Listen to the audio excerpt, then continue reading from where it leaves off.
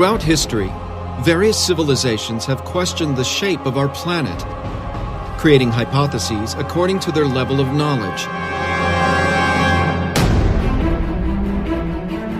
Even today, scientists around the world question the truthfulness of the sphericity of the Earth, because even though it's presented as a truth, there is no unquestionable scientific evidence in this regard. Everything on which science bases itself are only evidences, and evidences are not proofs.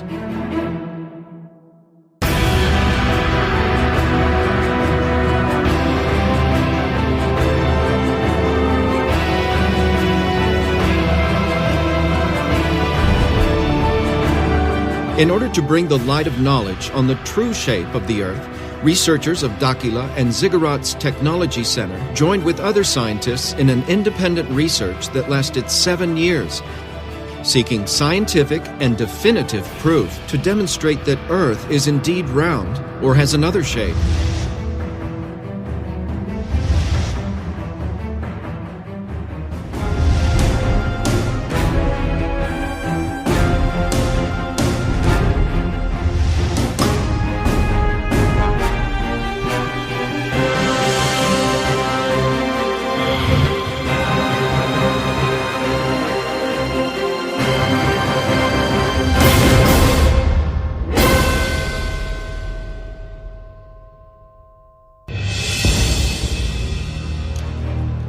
In 2011, researchers from Dakila and the Ziggurat's Technological Center with the objective of proving the real shape of our planet.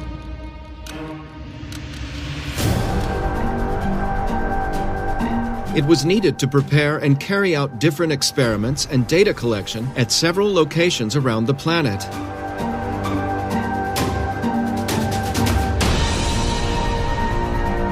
Likewise, several experts were consulted on the possibility of the Earth not being spherical.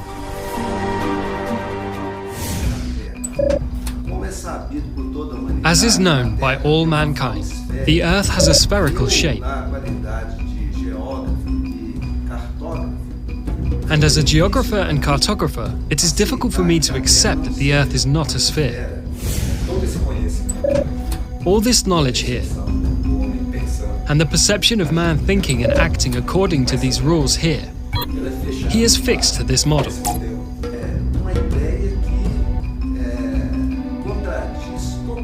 It is an idea that totally contradicts the concepts we have today of the sphericity of the Earth. It's really difficult. I, as an engineer, and I deal with the exact sciences. That's where we come from since childhood with these concepts. It is difficult for us to have another vision of this reality that we have since childhood. Because exclusively studying through this model, the struggle is very great.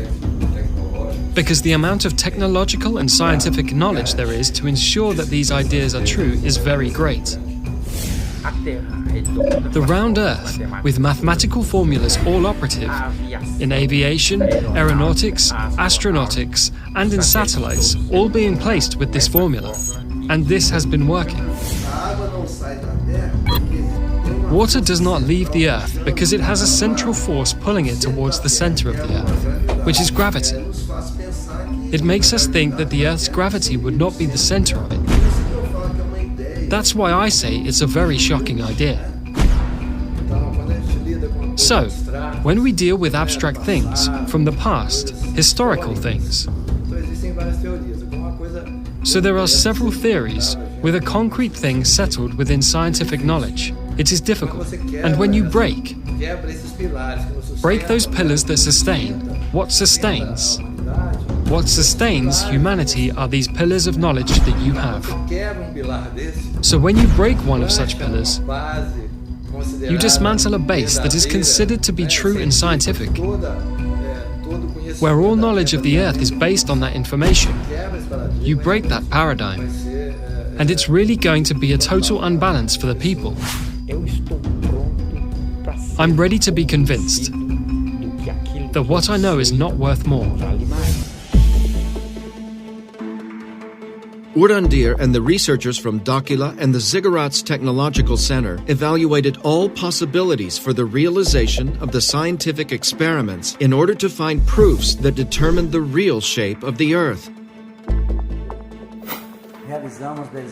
We did dozens of experiments. We will only present 7, as it was enough to determine the real shape of the planet. We use the methodology of L'Ariel science because the results are much more precise.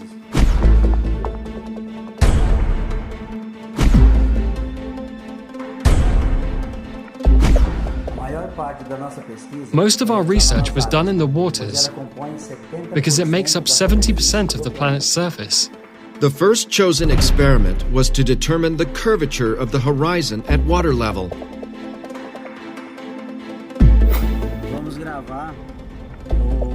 Let's record one of the main tests on the sphericity of the Earth. And this test with respect to the masts of the ships, the distance that it is away from the coast, precisely to know if there is sphericity, if there is angulation in the Earth. The lower the humidity in the air, the further we can see. And the higher the humidity, the more distortions occur in our view.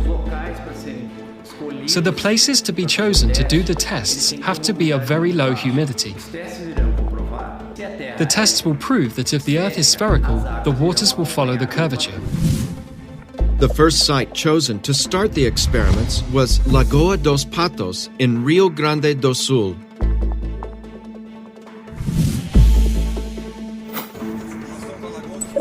We are in Lagoa dos Patos, and there is a team. They are mounting a telescope with a great capacity of visualization and must follow the 2 boats that we will see in sequence. This image should also be registered by the cameras that are installed on the edge of the beach. We start from now on this new phase of the research, intending to travel a distance of about 40 kilometers over the lagoon, trying to show people there is a strait in this lagoon. That is, there is a flatness. And this is an objective today. One of the objectives that we will try to show, this flatness of the waters that puts in question the issue of the curvature of the globe. And the function of the ground crew is trying to perceive this displacement, to map and to generate a visual image of it.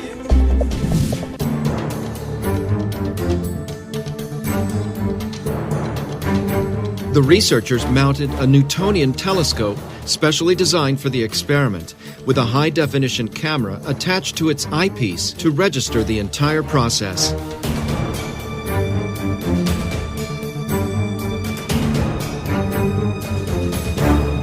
The teams used high-tech positioning equipment to ensure the accuracy of the results. Quando chegar lá, a gente passa a coordenada, mas a gente consegue localizar.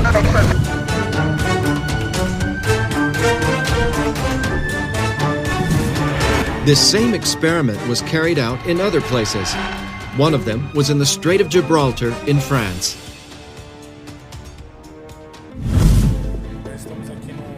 We are here in the south of France, a seaside town called Le Bagarre. We set out together with the French researchers, coordinators of an association called Project Energy Action here in France, trying to prove the veracity of this seemingly absurd theory. I had the opportunity to participate in the phase of the tests that were held in Europe. It would be the filming of a boat, as far as possible from the coast. We find it very interesting the chance to be able to touch on a controversial subject, and to be part of these experiences, to demonstrate something that science does not accept today. It would be filmed through a telescope. We also used a camera attached to its lens, so we could film the experiment effectively.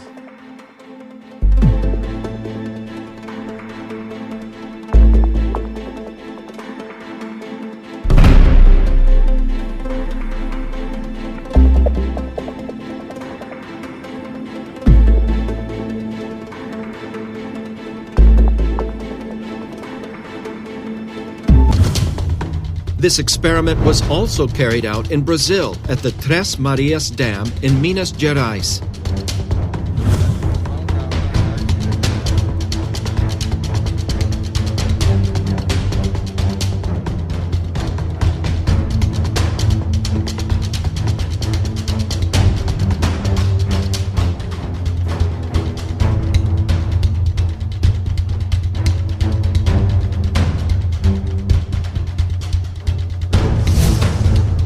And another team carried out the same experiment on the beach of Santos, on the coast of Sao Paulo. There we divided the teams in two. One stayed on the shore and the other went on a boat out at sea.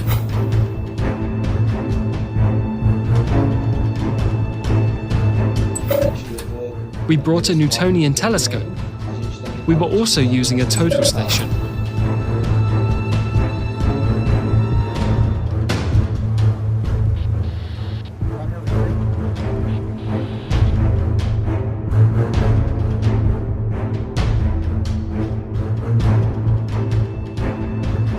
A gente está gravando vocês aqui. We are recording you here. Is that so? Tamo dando zoom aí em vocês. We're zooming in on you.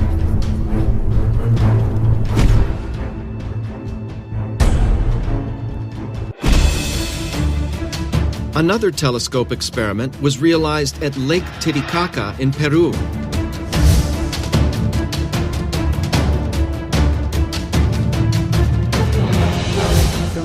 We are here on Amantani Island, on Lake Titicaca in Peru. We'll take target from this point to the Cordillera Blanca, which is the border with Peru and Bolivia that is exactly 110 kilometers from here. If the Earth was spherical, we will not be able to see.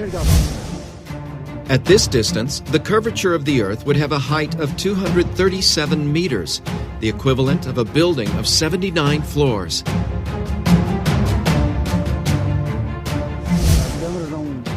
The cameras won't be able to get it, nor will we see at all with the naked eye. We will not see the other side, but with telescopes we do. One of the best points you could have in the world to really register the Earth's sphericity is on this location. Would the team be able to see the other shore of the lake through the telescope?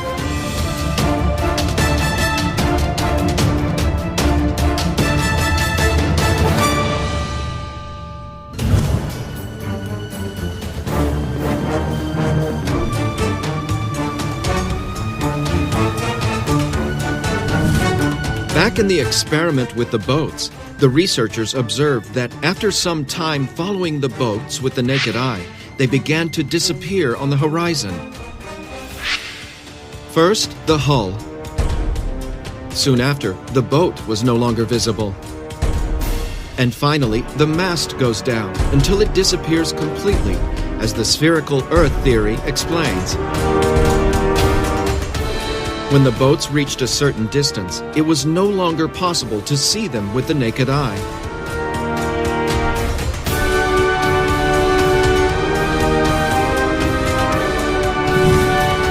So does this mean that the Earth is really spherical?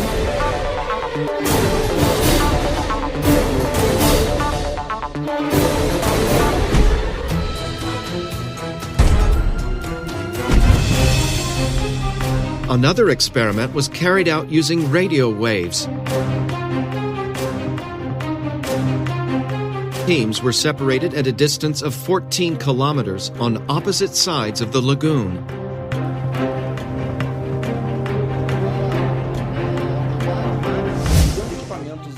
Using the radio equipment, we used directional antennas at high frequency, parabolic antennas that concentrate the radio frequency beam, one directed to the other at different points.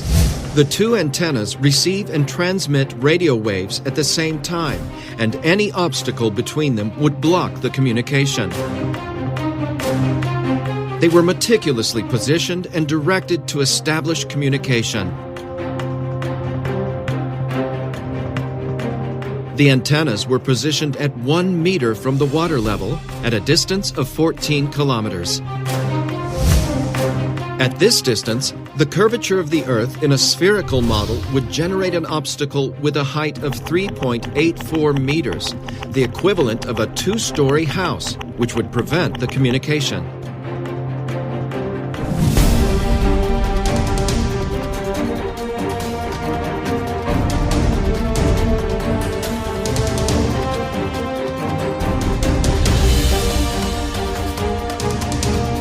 Could researchers have established communication?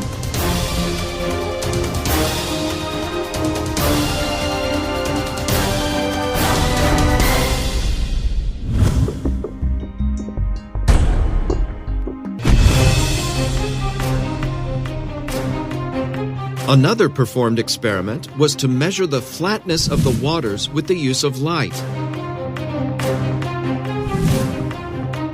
The researchers opted for the use of a laser beam because its beam of light propagates in a linear way and can reach long distances with minimal loss of potency.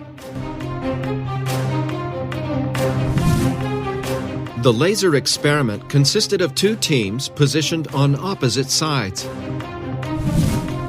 One team emits a laser beam parallel to the water toward another team. In the spherical model of the Earth, it would be impossible for the laser beam to be seen on the other side, since the supposed curvature of the Earth would be an obstacle in its trajectory. However, if the Earth is not spherical and the waters don't follow its curvature, it would be possible to visualize the laser light on the other side, for there would be no obstacles in its path. For more efficient results, this experiment with a laser beam was performed at a great distance, in the tens of kilometers, because the greater the distance, the greater the curvature of the Earth would be in the spherical model between the 2 points, which would prevent the laser beam from reaching the other side.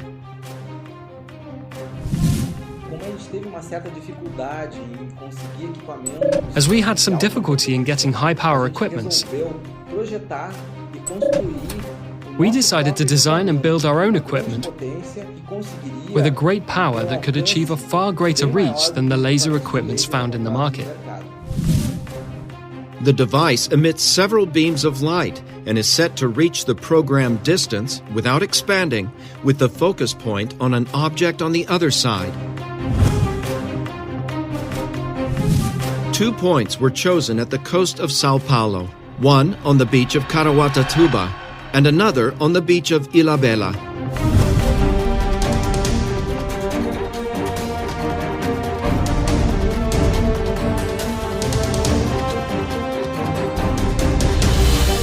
The team prepared the equipment during the afternoon to conduct the experiment at night. The devices are positioned at a height of 1 meter above the water level, directed towards the team on the opposite side. The whiteboard or light receiver is 1 meter from sea level. The distance is 15,000 meters, 15 kilometers. With the equipment ready, it's time to start the experiment.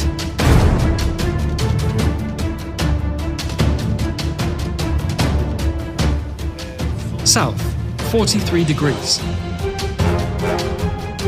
This is the moment of truth. If the light is not visible on the opposite shore, it will be an indication of the sphericity of the Earth. Down. Try to go down more. All right, this position is good. Try to level it out for now. There, a little bit more, a little bit, there. Did the laser light hit the other side, which would question the theory of the spherical Earth?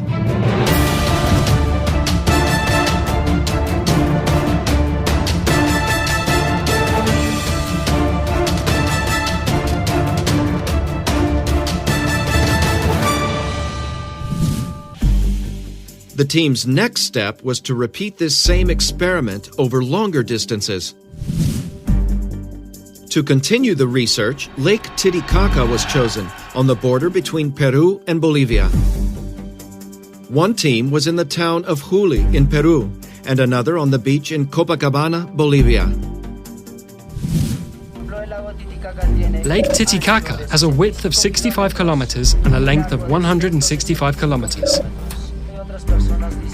Other people say that the lake has spines, but it has not. It's a flat surface. It is a mirror Lake Titicaca here in Peru.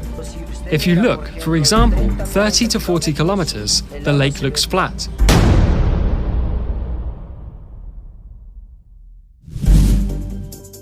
Will the researchers be able to prove the flatness of Lake Titicaca?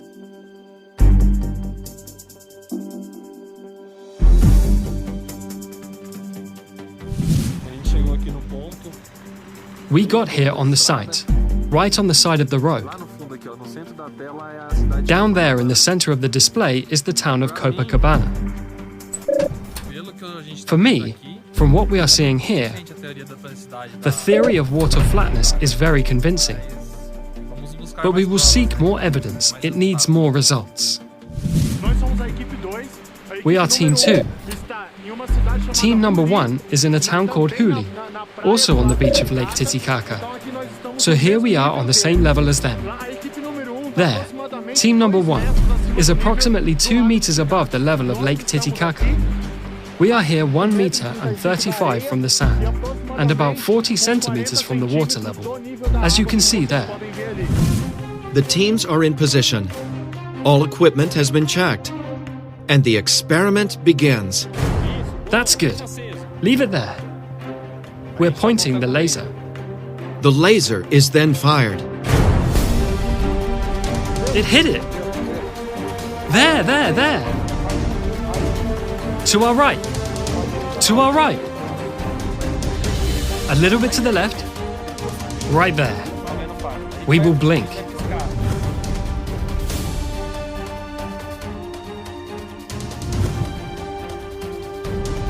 Could the laser be visible on the opposite sides, which would prove the flatness of the waters?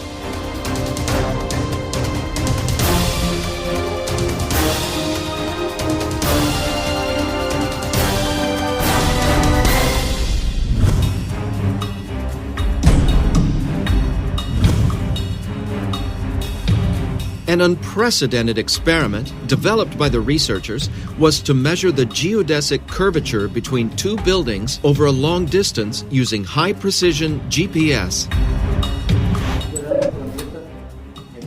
Considering the round planet, you have to mark a point from one extreme to the other, from a certain distance, precisely to prove mathematically whether the Earth is round or not.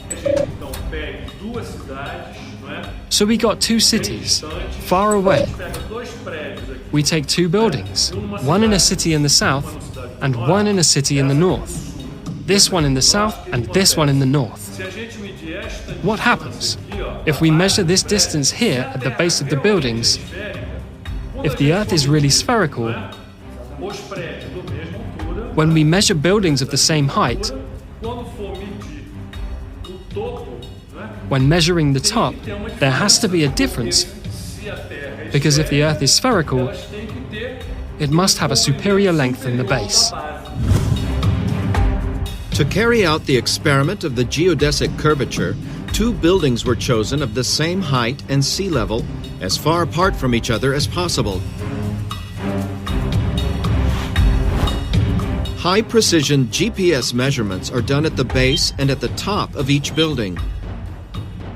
According to the theory of the spherical Earth, the distance of the measurements of the bases must be different than the measurements of the top, even in a few meters. But if the measurements are equal, this would show that the Earth has no curvature. In order for the results to come out with the best possible precision, the CTZ researchers invited INCRA, the National Institute of Colonization and Agrarian Reform. This is one of the most respected organizations in Brazil, and one of the best in the world in the area of topography. INCRA engineers and technicians met with the researchers from the CTZ and Daquila to decide on the realization of the experiment, which would be evidence or not of the sphericity of the Earth. Analytically, we will see if really this line here will be perpendicular in relation to this horizontal distance between the 2 points.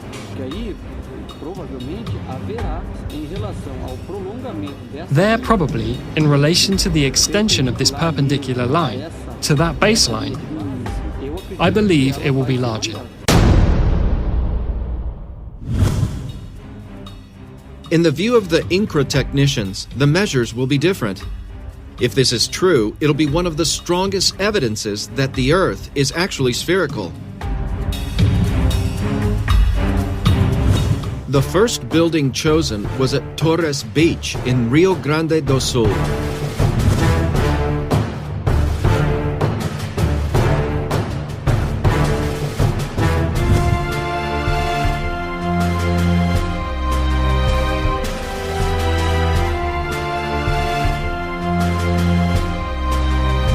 The second building was chosen in Natal, in Rio Grande do Norte, at a distance of 3,050 kilometers from each other, with the same altitude in relation to sea level. This is a GPS L1, L2 signal receiver. We'll do a reading from this point to chart the base.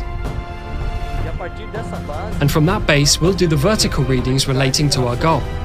And afterwards, we will use another equipment, which is a total station, to make the readings of the vertical and horizontal angles.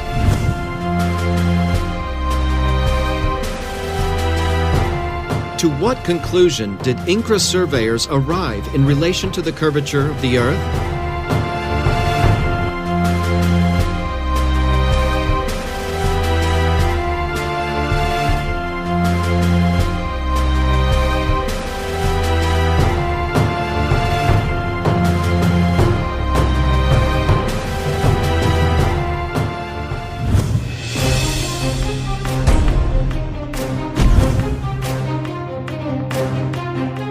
To carry out the last experiments, the researchers invited the consulted specialists at the start of the research to accompany and participate in the tests. Paulo Cesar Parra, civil engineer and geotechnical engineer, and a specialist in dam projects. It's difficult. As an engineer, and I deal with the exact sciences. We carry this from childhood with these concepts. It is difficult to have another insight of this reality that we have since childhood. Mauro Diaz, geographer and cartographer, specializing in aerophotogrammetry. As is known by all mankind, the Earth has a spherical shape. And for me as a geographer and cartographer, it is difficult to accept that the Earth would not be a sphere.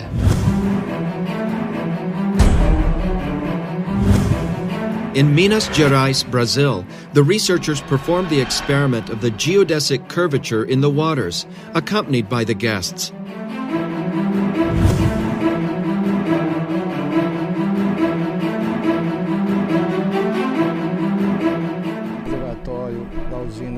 We are here in the reservoir of the Trem Array hydroelectric plant. We have the complete team. We are going to start the verification of the horizontality of the water here in the reservoir. It is a large reservoir. We are in a stretch that will give us up to 18 kilometers. The test aims, in other words, the following. The dam has a certain level. If the level GPS measures give the same, this means that there is no curvature of the Earth. If the measurements are different, then this means that there really exists an Earth curvature in relation to sea level. We are with a geodetic GPS already installed here. The surveyor is now going to another point, taking another point to start a triangulation, thus verifying, through this process, verifying the horizontality of the water. This first point in the elevation in relation to the sea level is of 556 meters altitude, so we're going to hit more than 3 points. This equipment, the geodetic GPS, we have two devices. One installed here to get this point, and the other goes to the other points. We get 3 points, all at the water level, and check the level of that point. The accuracy of this equipment for this distance, a distance of 10 to 20 kilometers, is around a few centimeters.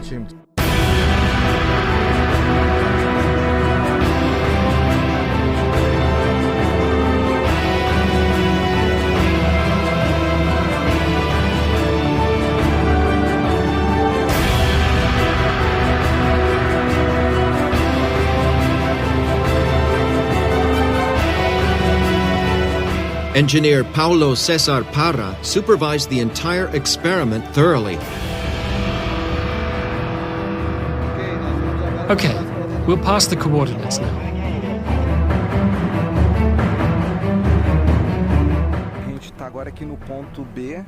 We are now here at point B, 7.5 kilometers from the starting point, and there we had 556 meters altitude on the lagoon level.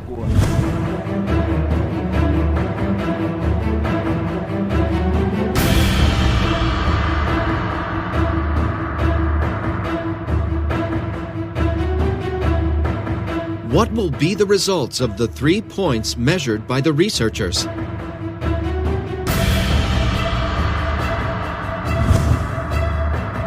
Will they prove the flatness of the waters or the sphericity of the Earth?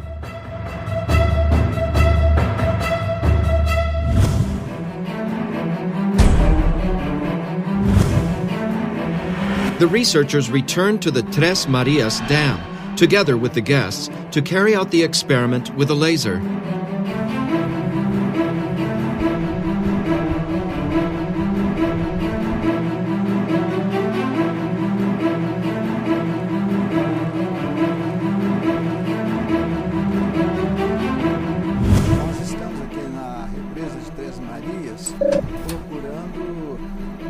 We are here at the Tres Marias Dam trying to explain various phenomena. Since we have an open mind, we have to do an investigation.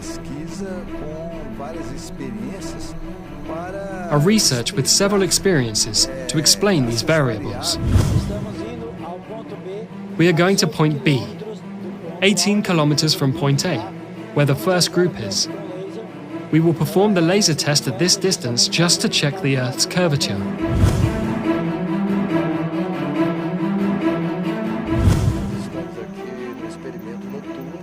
We are here in the night experiment at the reservoir of the Tres Marias Dam. You can see the boats that brought us. Here in the lake, we are on the shore of the lake. The positioning of the laser is here by the lake, a meter or so from the water level. Where is the other second laser?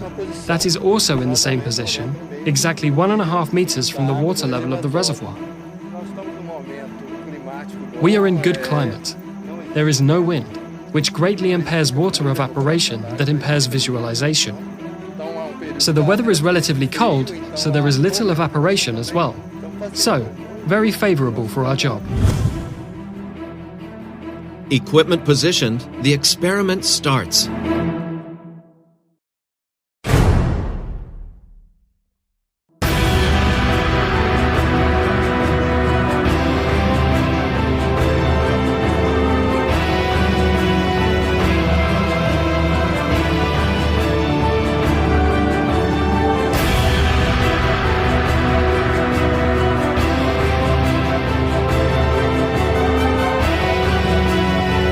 Experiments performed. The moment of truth has come.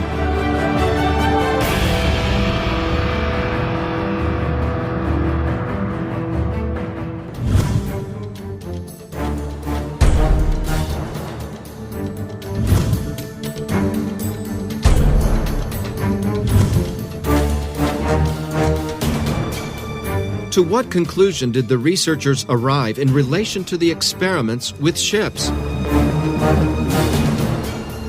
The researchers realized that after some time looking at the boats with the naked eye, they began to disappear on the horizon. First the hull, then it was no longer possible to see the boat, and finally the mast lowered until it disappeared completely, as the spherical Earth theory explains. Watching the boats with the naked eye, the initial impression is that they were disappearing, as if descending behind the horizon line. When the boats reached a certain distance, it was no longer possible to see them with the naked eye.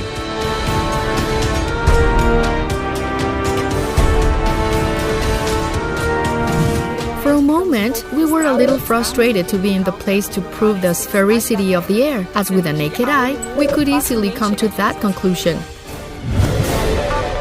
Does this mean that the Earth is even spherical?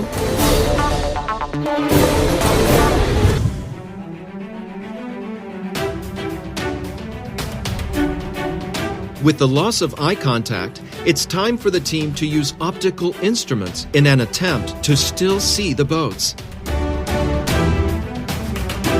If the boats are still visible through the equipment, it's proof that they have not traveled below the horizon.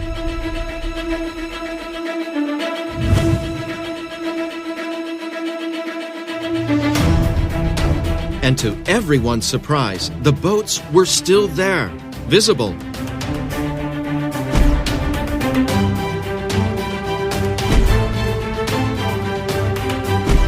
The researchers realized that the images of the equipment presented some optical phenomena.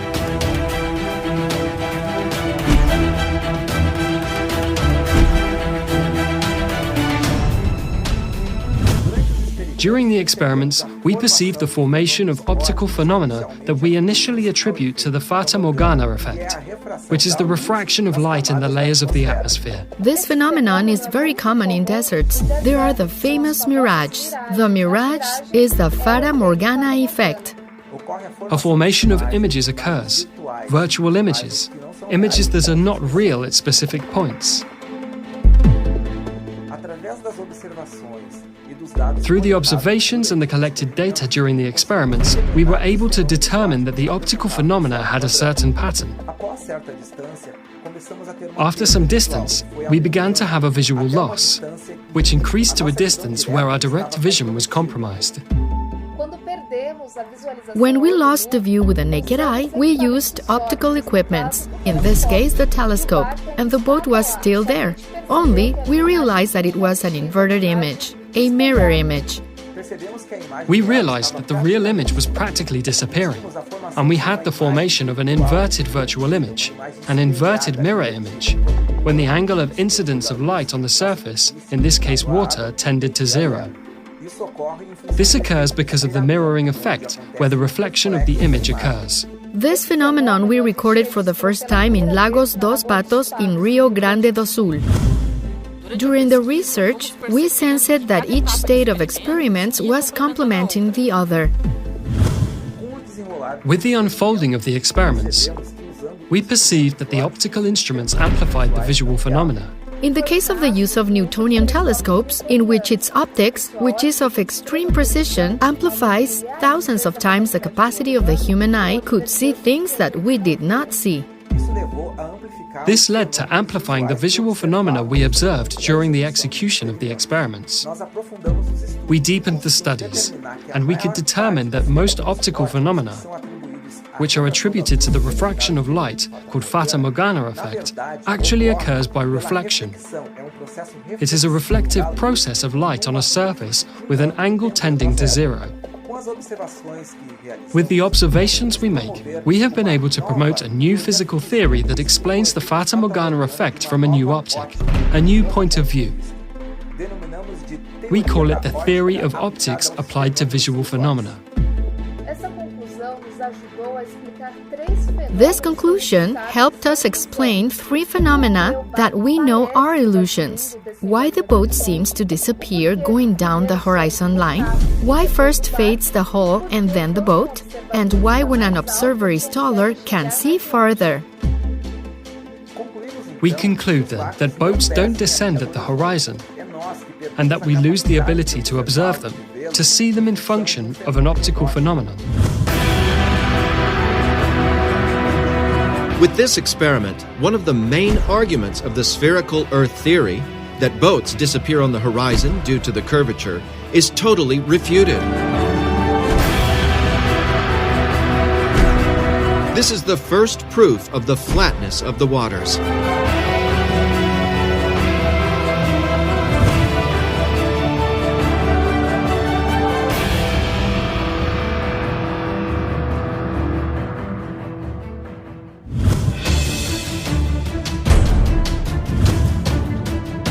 Among the long-distance viewing experiments performed with telescopes, the one with the greatest impact was at Lake Titicaca, where the team tried to record images at 110 kilometers. The site was chosen due to the low humidity of the air at certain times of the year, which is a prime factor for the result.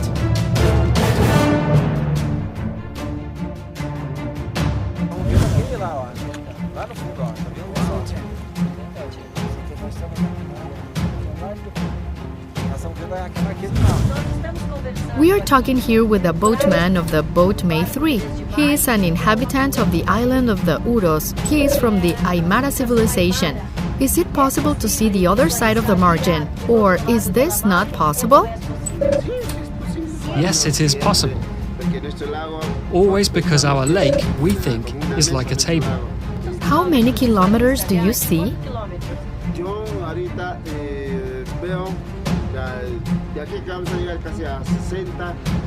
I can see almost 60 or 50 kilometers.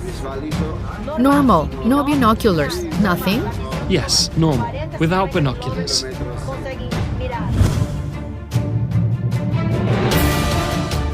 With the telescope, the team was able to record images at a distance of more than 100 kilometers, which would be impossible in the theory of a spherical Earth, as the curvature would have a height of 237 meters, equivalent to a 79-story building.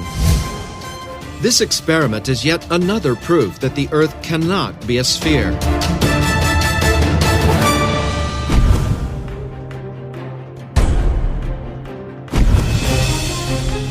And the result of the experiment with radio waves? The researchers used directional parabolic antennas, where in the spherical Earth model, communication would be impossible, as the minimum obstacle would preclude this, since at the distance of the experiment, the curvature of the Earth would generate an obstacle of 3.84 meters in height.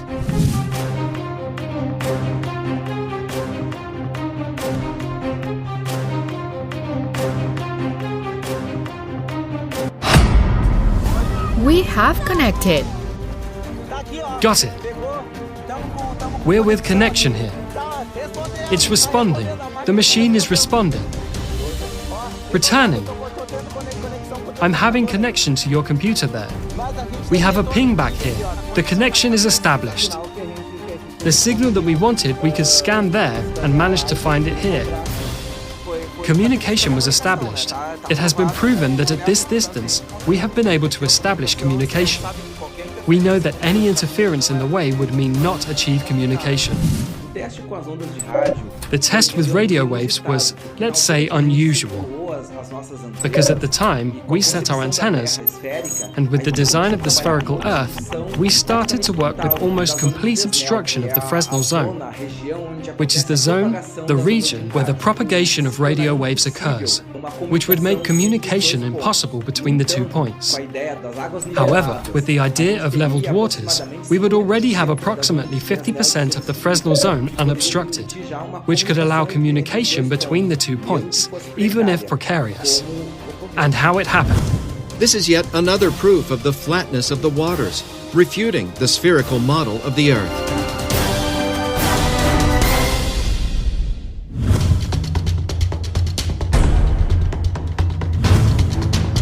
What about the geodetic curvature experiment performed on the buildings? Measurements were done of the bases and tops of 2 buildings, one in Torres, Rio Grande do Sul, and another in Natal, Rio Grande do Norte, 3,050 kilometers apart from each other.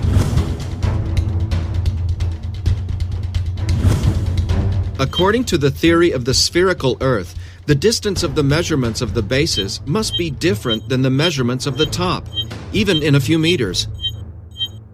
But if the measurements are equal, this would show that the Earth has no curvature. Remembering the opinion of the INCRA engineers before the experiment, Probably there will be in relation to the extension of this line, perpendicular to the baseline. I believe it will be longer.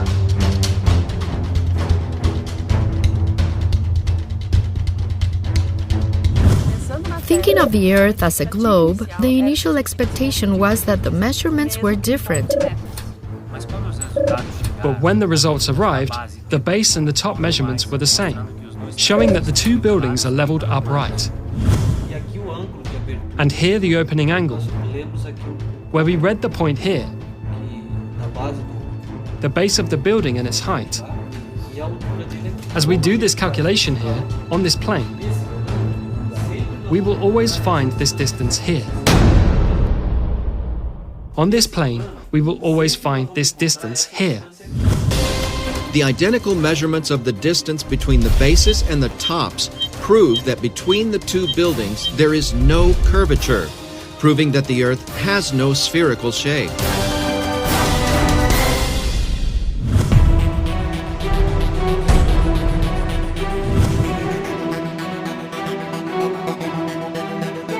In the experiment of the geodesic curvature in the water, 3 points were obtained with a high-precision GPS on the Tres Marias Dam in Minas Gerais, whose extension exceeds 70,000 meters.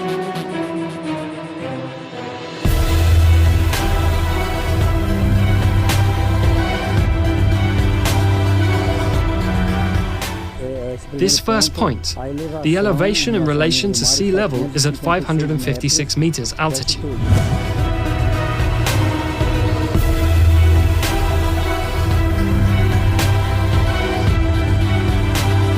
The second point also presented the same result, 556 meters of altitude.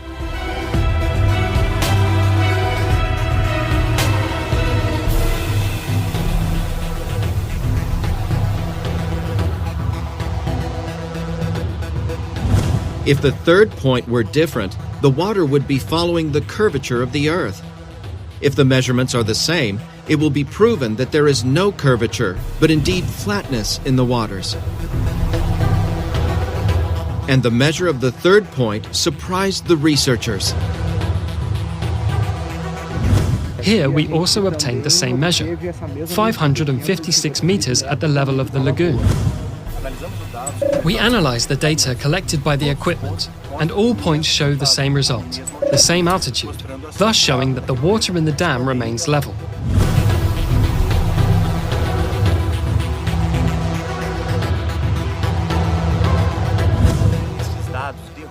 These data overthrow the theory of sphericity, because according to this theory, the water should follow the curvature of the Earth. Only in a curve there is no level.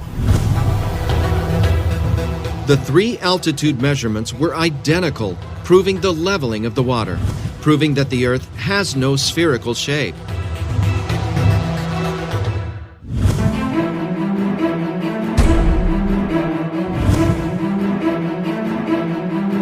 And what is the result of the laser experiments?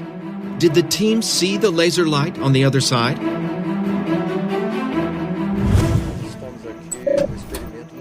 We are here in the nocturnal experiment in the Tres Marias Reservoir. We are on the shore of the lake. The positioning of the laser is here by the lake, a meter or so from the water level where the second laser is. It is also in the same position, exactly 1.5 meters from the water level of the reservoir.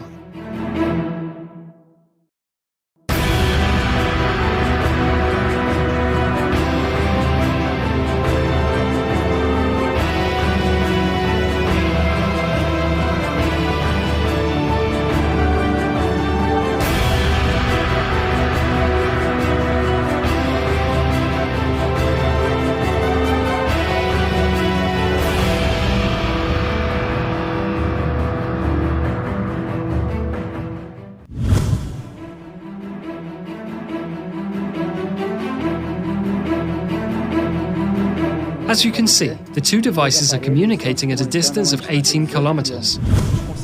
We have successfully done an experiment today, and we are proving that the Earth does not have the format that science believes it has. So as we are at 18 kilometers, there is no water level difference from here to the other crew that is 18 kilometers away. It's exactly level. On this distance, there should be a visual obstruction by virtue of the curvature of approximately 6 meters, and we were able to get the signal from a laser cannon from the other shore at 18 kilometers on a little more than a meter from the level of the lagoon. This is the ultimate test. There is no curvature. To guarantee the accuracy of the result, the researchers decided to conduct a surprise experiment.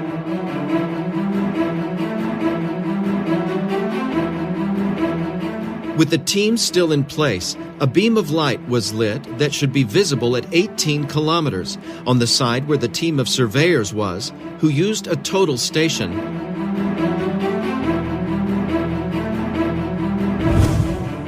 At that distance, the Earth curvature would have risen 6.3 meters, equivalent to a 3-story building. Do you see? Yes. Down. Can you see? Yes. Down. Can you see? Can you see? Yes. I am at water level. At water level. So okay, I will write down and you read the angles and the coordinates. There you take that height where it was blinking at the water level. It's on water level. But on how many meters high? 0. It's blinking in the water, right? It's in the water. 10 centimeters from the water. Okay, so I'm going to write down the angle here. Wait, Wilson. During the experiment, a laser was added without warning the topographers. Do you see any other light?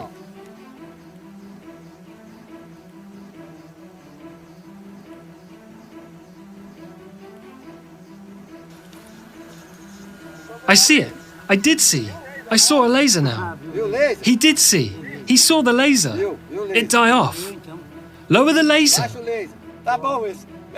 All right, wait a minute, Wilson. Now I saw the laser. Did you see the laser? Not now. I saw the laser there. Lower a little bit. Do you see the light still? I see the laser there.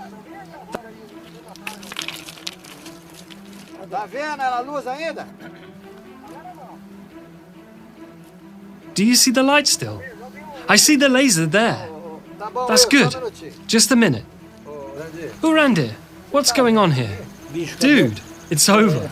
It's done. At the water level. It was there at 2 meters and something. Well, now it's ruined.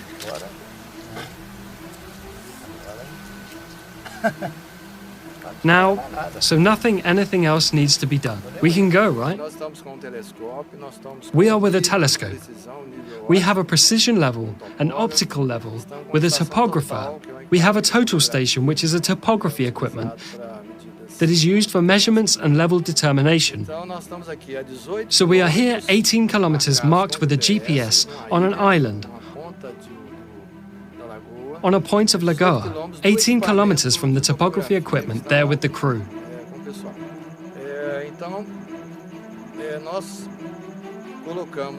So we put a light beam, and then the topography equipment can see the light at water level.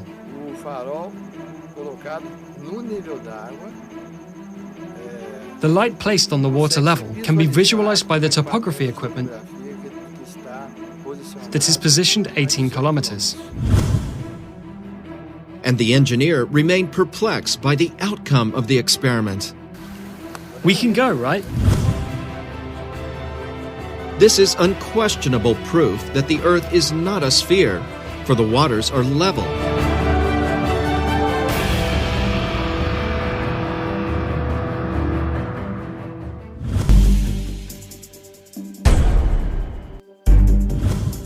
And the result of the laser experiment carried out at Lake Titicaca.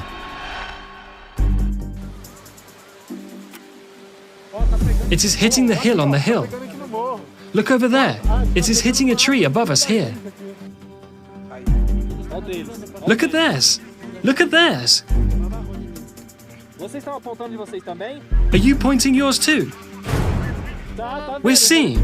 We see yours. It's just too high. It's very high. Look there. You saw. In this direction. It made it. There, it appeared again. Go. There, it made it again. That's it. Stop there! More to the left. Stop there. Stop! Through light here. It is illuminating here. It is moving there too. Here it is illuminating everything. We have already done the first tests, and the laser of team number 1 has already appeared here in the treetops that are on our side. Then the trees here have about 2 meters, 2.5 meters. So there we start directly discarding the hypothesis of the Earth being spherical. Because we are 35 kilometers away from team number 1 in a straight line from end to end, on the lake, on lake level. And according to the theory of spherical Earth, that 35 kilometers should give at least 23 meters and 98 centimeters of Earth's curvature. So a light communication would be impossible as we just have had. The result was positive here.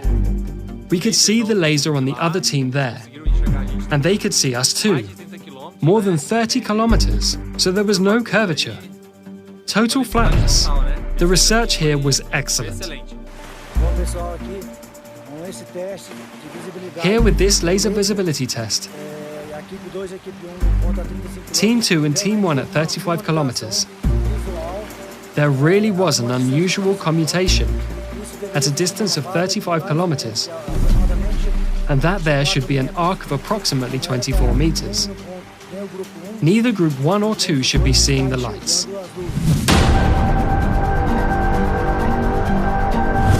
But how could one project a laser beam from one shore to another, 35 kilometers away, if, in the theory of the spherical Earth, there would be a curvature of 24 meters in height, and the laser equipment was positioned at 2 meters high, parallel to the water level?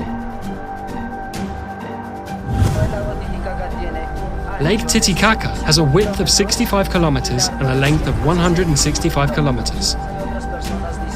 Other people say that the lake has spines, but it has not. It's a flat surface. It is a mirror Lake Titicaca here in Peru. If you look, for example, 30 to 40 kilometers, the lake looks flat.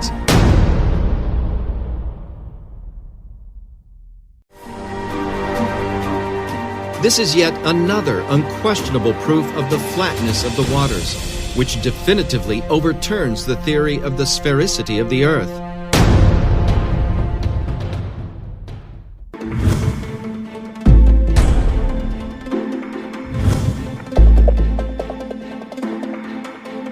Gravity is the theory that science considers as the main factor to keep everything in harmony on a spherical planet. Water does not come off the Earth because it has a central force pulling towards the center of the Earth, which is gravity. It does not exist. According to the experiments, gravity does not exist. From the fundamentals of nature, plumb and level overthrow the theory of gravity.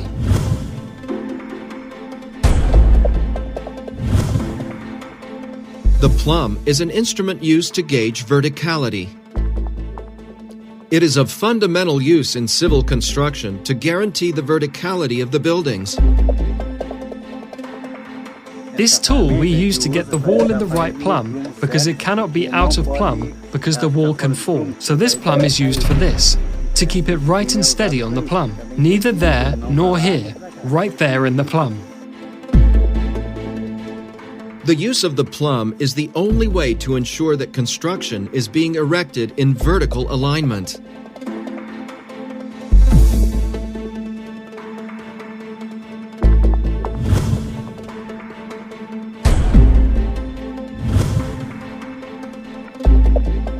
The level is an instrument used to measure inclinations and is fundamental to ensure horizontality. It's used extensively in the areas of civil construction, surveying, photography, and astronomy, among others.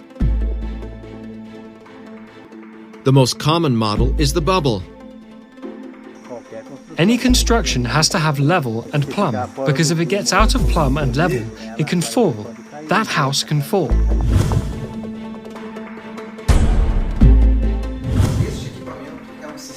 This equipment is a system of communicating vessels and is used in the laboratory to demonstrate the behavior of water leveling. In whatever position we place the system, the water that is inside will always search its level.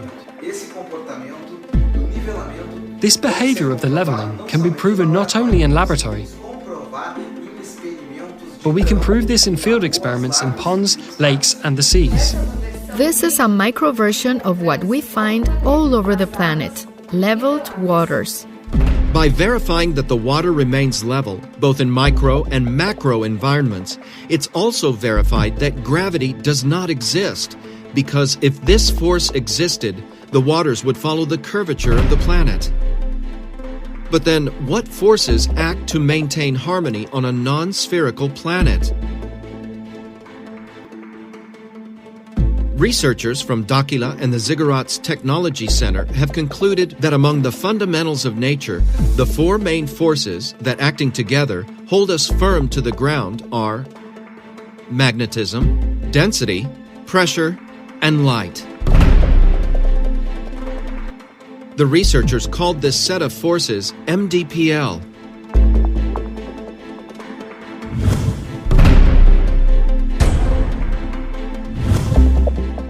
Among the four MDPL forces, magnetism, in contrast to what science considers, is one of the strongest forces that act on Earth. It's the main force that keeps everything in balance, from the bonds of an atom to the Earth's magnetic field.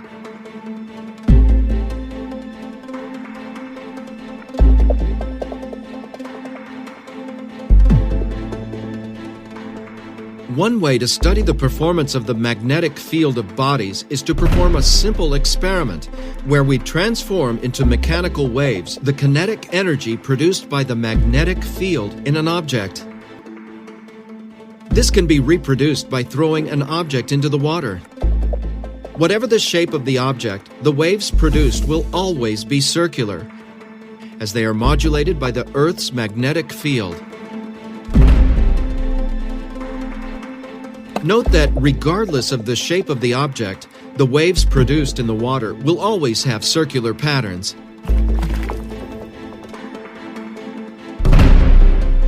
This happens because the waves in the water are being modulated by the influence of the Earth's magnetic field. It does not exist. According to these experiments, gravity does not exist. But going even further, to prove or to sustain the sphericity of the Earth, without people falling, buildings, animals, constructions, the waters especially going off, flying out into space,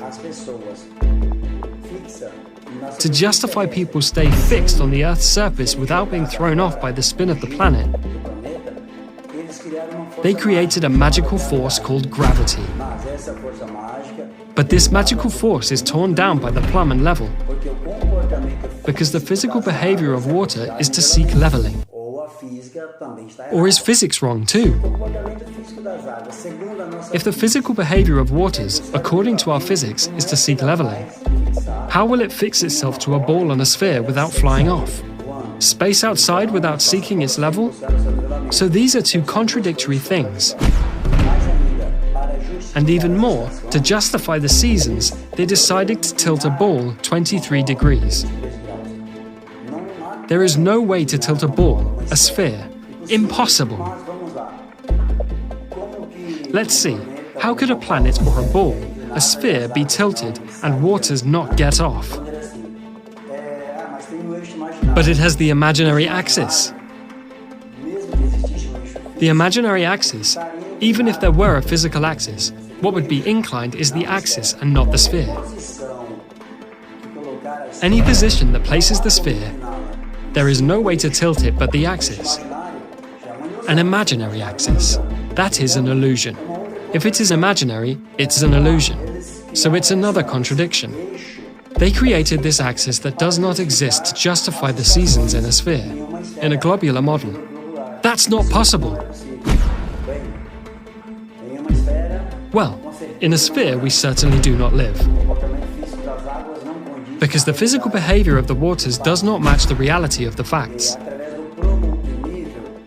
And And through the plumb and level, this theory is totally overthrown. Extinct.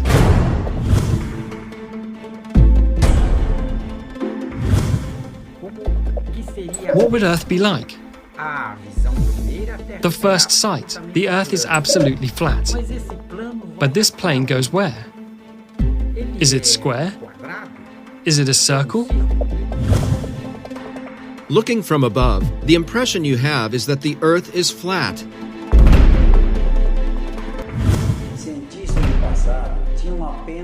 Scientists of the past had only the eyes to observe and the reasoning to create possibilities. The older ancients used a model of the flat Earth, square Earth, triangular and geoid.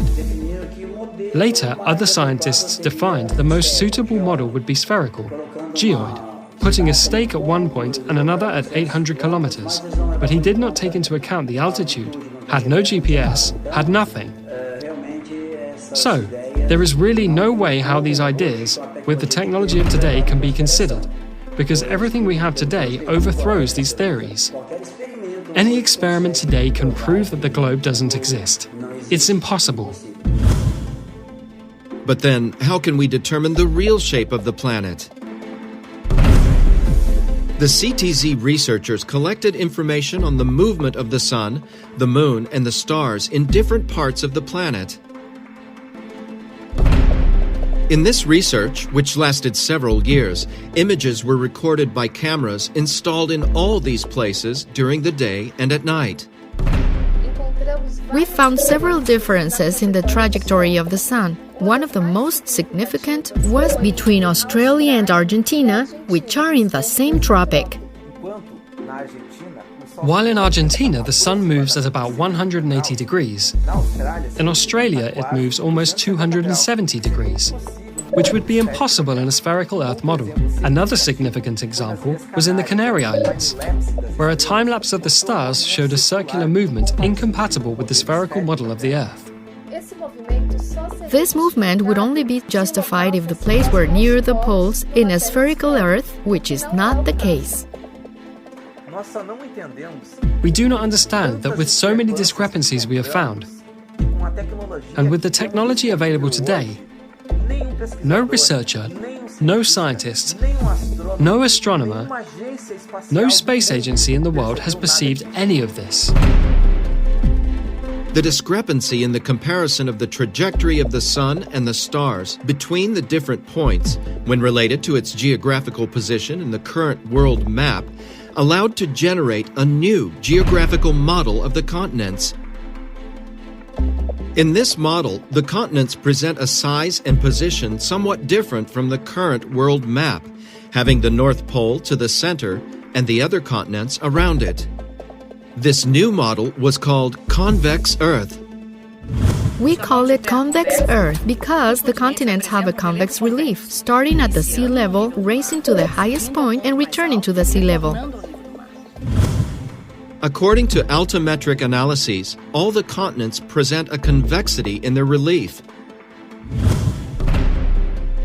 According to the investigations, in the convex Earth, the magnetic field has the following layout, with the magnetic North Pole located in approximately the middle of the planet.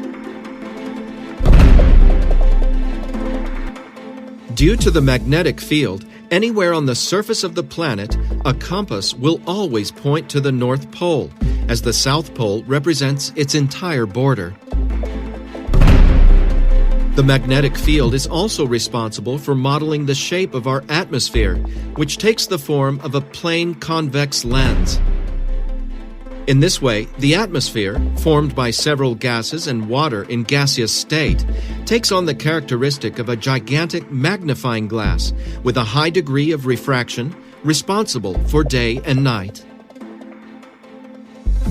The following experiment simulates the behavior of day and night. We use a flat convex lens, a model of the continents, and an external light source simulating the sun. The result is a model of day and night in the corresponding time zones. What helped us a lot in this research was the information we collected at our own astronomical observatory of the Ziggurat's Technology Center.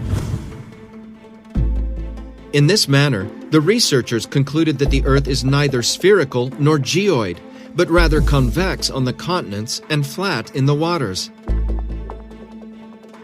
In this concept, the Earth is like a huge, misshapen asteroid floating in space, surrounded by a very high layer of ice all along its edge.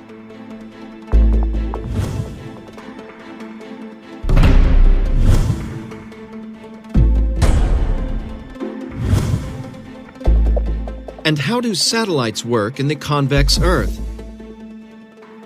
The magnetic field of our planet is primarily responsible for keeping the satellites in orbit. Briefly, there are two types of satellites, the geostationary and the orbitals. The geostationary ones are apparently fixed in a position over the surface of the planet. I say apparently because its orbit has to be corrected periodically. Orbital satellites are in orbit over the surface of the planet. They have different routes and altitudes according to each application.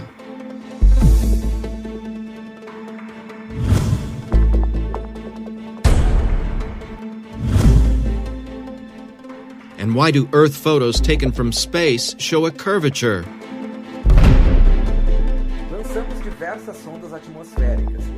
We launched several atmospheric probes, and we noticed that the images recorded in the upper layers of the atmosphere begin to show a certain curve after a certain height. This occurs in the high layers of the atmosphere, above the stratosphere, that is. In an airplane window, you would not notice this curvature. We observed that this effect does not occur due to the supposed curvature of the planet, but due to two factors. The first, due to the large flat convex lens of our atmosphere, and the second, according to the theory of curvature of light proposed by Albert Einstein, experimentally proven in 1919. According to Albert Einstein's theory, the mass of a large object can create a curvature in space-time around it, able to bend the path of a beam of light in its vicinity. This phenomenon was called a gravitational lens.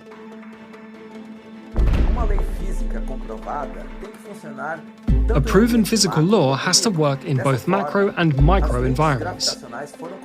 In this way, the gravitational lenses were proved through astronomical observations of objects of great mass. Then we conclude that the curvature of light in the high layers of the atmosphere also occurs as a function of the mass of the planet itself and of its magnetic field. We fabricate in our laboratory a physical gravitational lens capable of correcting the curvature of light in the upper layers of the atmosphere. In the experiments, we reached the degree of 0.22 for the total correction. This can also be proved through computational simulation. This law also applies to other bodies, such as the Moon, and the planets we know from our solar system. They apparently are spherical when viewed through telescopes, but we do not know their real format. That is, not always what we see represents reality.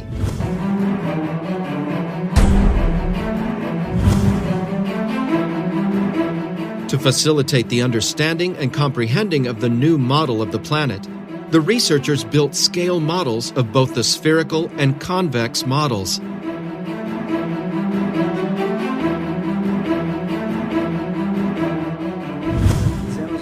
We made a scale model on geographic scale, just so that people have better clarity.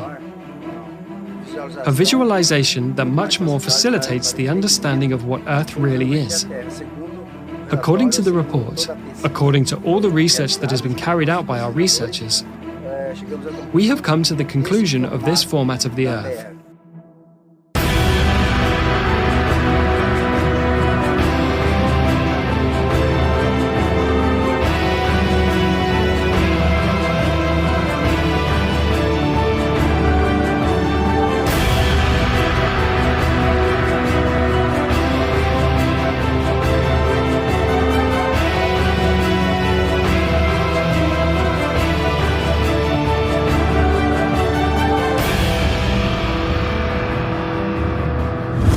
We have been conditioned since childhood to accept that our planet has this round format. But if I say that there doesn't even exist a real image of our entire planet, to date, none of the space agencies of these institutions have managed to register an entire image of our planet. With all the technology and advances of science, this image does not yet exist. So how are they made, all those beautiful photographs we see on the internet, on posters, in films? This is very simple. Local images are taken, passed to a computer program, so they are manipulated, forged into a format we know today. This beautiful image, this photograph of the blue planet that we know, is nothing more than propaganda, just like many others we see daily. According to the research done, the calculations and measurements taken from our planet, this is not its format. The real format of our world is this. It is convex in its continents and leveled in the waters. I was hired to build a model of the globe and the convex Earth. I never thought that the Earth would have a different shape. I always believed that the Earth was a globe, an entire round sphere, all tidy, perfect. After the completion of the construction, I see the importance that you cannot live on a planet without level and without plumb. I can only conclude that our planet is convex. Just as the image of our planet is manipulated, the size and shapes of the continents also go through the same type of problem. They are very different from what we have custom to see on the world maps. Countries like Brazil or Russia, they gain land extensions much larger than are informed, which would explain so many miscalculations in land demarcations. Now, how do we come to this conclusion? It is very simple. If we take into account all the numerical data, all the measurements, the distances in the tropics, the meridians, the coasts, the extensions of land, and apply it on paper, taking all the details into consideration, all these continents suffer great distortions. Without exception, none of them stay out of it. Some, as I said, Brazil and Russia, suffer an increase in land, and others, like the United States, suffer a reduction.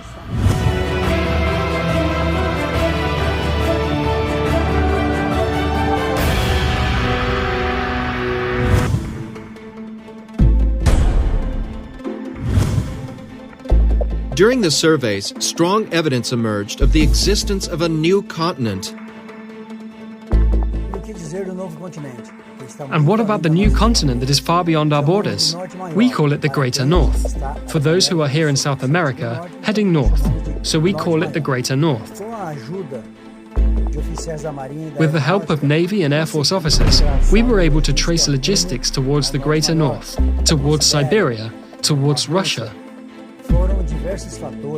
There were several factors that led us to perceive the existence of the new continent. With the launch of several atmospheric probes, equipped with cameras and other equipment, we were able to identify a territorial mass that is not included in our maps. It is not part of our current cartography. And, analyzing the images, mainly of the probes, we realized that it is part of a new continent, behind an immense layer of ice.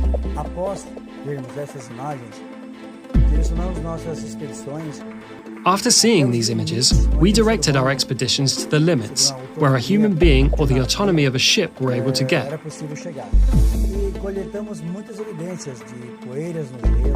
And we collected many evidences of dust on the ice, pollen, and other evidences that really brought us to the certainty of the evidence of this new continent.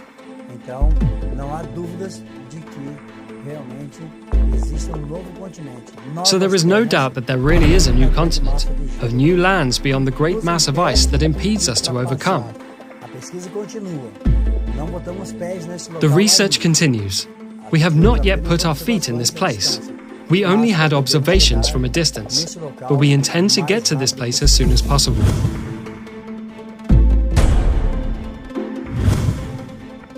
A study performed by the CTZ on the Sun, Moon, and stars brought many answers regarding the positioning of the continents and the shape of the Earth. On the other hand, many questions have arisen.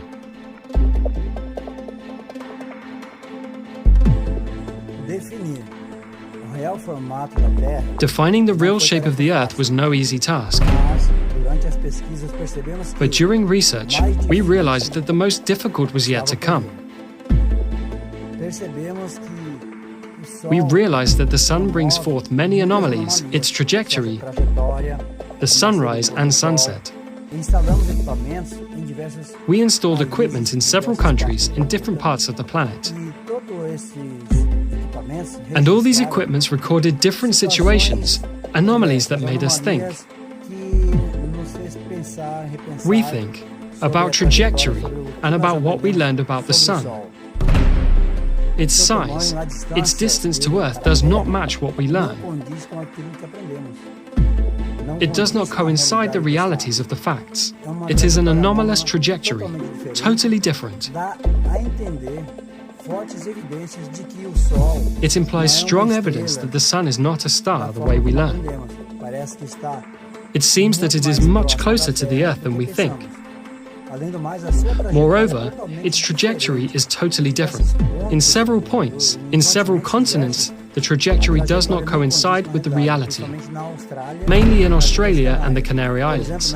For example, in Australia, it rises and sets almost in the same place. In Antarctica, it's totally different. Some months of the year, it stays at a fixed point, practically without moving to either side. By observing all these anomalies around the world, we realize that there is a possibility that the solar system is totally different from what we have learned.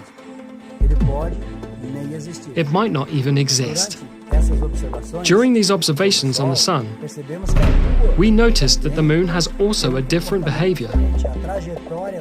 Its trajectory is very similar to that of the Sun, and its size is also completely atypical. The impression we have of the Moon is that its size varies greatly, or its distance from the Earth varies greatly during its 28-day trajectory. There are days that it is closer, another more distant. It is as if its elliptic were totally within a different system of space out there, as if it were another reality. And because of the various anomalies observed in the Sun, the Moon and the stars, we determined that the Earth doesn't spin. It does not have the spinning motion. We can consider a gentle wobble or a gentle tilt. But sure, the land does not spin. It is motionless. The mystery surrounding the Sun is so complex that we will continue our studies. We will continue to research because it is in our interest to unravel the mystery that surrounds our star.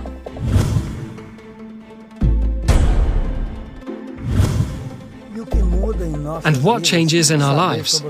Knowing the real model of the Earth changes everything.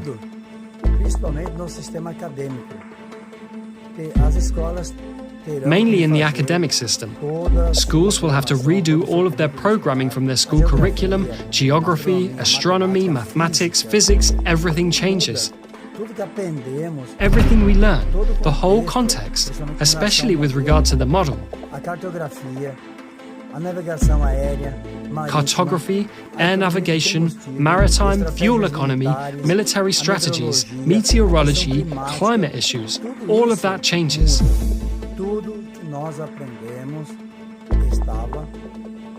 Everything we learned was mistaken. Now this new reality brings us the light of knowledge, a new vision of our world, a new perception of all we have learned, and the transformation in our life of our cultural affairs. The perception of the world, of knowledge, all pillars of wisdom. There is an immense transformation for all people without exception, so surely a change for the better. But what changes most is the search for the truth. That is what motivated us to carry out all this research. The thirst to know, the thirst for knowledge.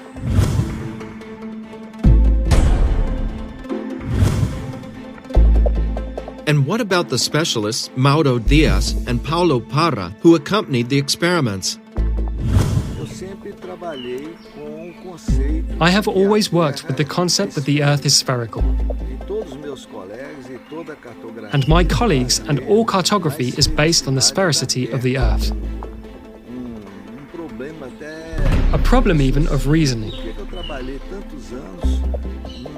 Because I worked so many years in a belief, and I will accept a new belief, variables that had to be explained. As long as I did not have this explanation, I remained with a very big doubt that tormented me and even made me lose sleep at night. I kept thinking about it. But on this trip we did here on the Trem Marae Dam, we did a very important test. That is the projection of a laser at a distance of approximately 18 kilometers. And it is known in cartography and by the conception of the sphericity of the Earth that we cannot see a thing beyond 10 kilometers. So we witnessed this experience with all success. It was done at night. The laser beam projected parallel to the water mirror. The test resulted perfect and satisfactory. And we made the greatest effort, using as much as we had in our technology to do this test. We brought a laser beam, we brought theodolites, we used communication radios. So I declare concluded the basic part of this research, and I feel it is a moment of glory for us. So to finish, I know there will be a series of confrontations, doubts among other technicians, but we are convinced to get them also to do research. I think this is a very big paradigm shift for Earth science. I, as an engineer, and all the studies I did to train me and specialize in me, I always considered the Earth as a spherical shape. So I had these preconceptions. But for us to start, when we began doing the tests, and until so now, I deleted the prejudices that I had from my head, trying to imagine myself without any knowledge of the Earth, to verify whether it is spherical or not. It is clear, without a doubt, that the Earth in the lakes region is flat. There was no difference of level at all. So I know it's difficult even for you to have the courage to talk about this issue here. Many professionals have refused to talk about it out of fear of having their career damaged, their image damaged, for contradicting a theory that has been there for 2,000 years and which has never been proven in practice. In the case of the Earth's sphericity, they are thus only theories in relation to exact science. What advice would you give to the researchers, to the people who occupy the same chair as you? The important thing is to eliminate these preconceptions, because those who understand these three forces well, magnetism, density, and pressure, may have a very great technological advance, develop other concepts of transport, of energy. I think those who understand from this new knowledge, try to deeply understand, they will have a very great gain in technology. We humans of the Earth, we will have a very great gain of technology. I have learned one thing. We have to have an open mind to discuss any theory, even if it seems absurd. At first I had this difficulty of understanding this revelation. I spent months working on this. We are coming to the end and all the report. All this will be archived, made available on the internet. For anyone who wants to repeat the tests, we will include all the devices that were used, all technologies, all coordinates. We are here at the Três Marés Dam in Minas Gerais, and all this will be available to all of you, so that everyone can repeat the tests at home if they want. With this, we hope that our contribution to science and to the people, to the government, to the Air Force, not only Brazilian, but to all countries, including, so that all people can have a different vision from those 2,000 years that we had this spherical Earth theory. And now I hope you draw your own conclusions.